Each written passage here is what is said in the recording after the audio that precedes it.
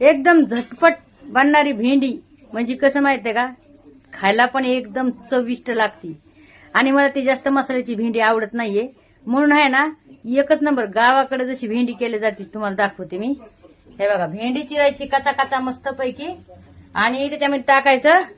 इकडे हे बघा, आपलं थोडं कोथिंबीर घेतलेली, थोडं लसूण घेतलेला आहे आणि थोडी हिरवी मिरची घेतलेली. मस्त पैकी भेंडी परतायची तेल टाकून, छान पैकी बघू शकता बघा. आणि त्याच्यामध्ये हे सगळं टाकायचं.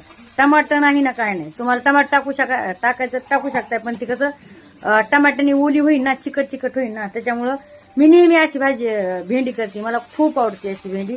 आणि तुम्ही कशी करताय मला नक्कीच सांगा. गावाकडचं आमच्या अशीच केली होती. जास्त मसाला बिसाला नाही आवडते. हा, शेंगदाणे कूट टाकायचं असं तर शेंगदाणे कूट, पण ही अशी जी आहे का ती एक नंबर लागते, चवीला खूप छान लागते, झणझणीत. गावा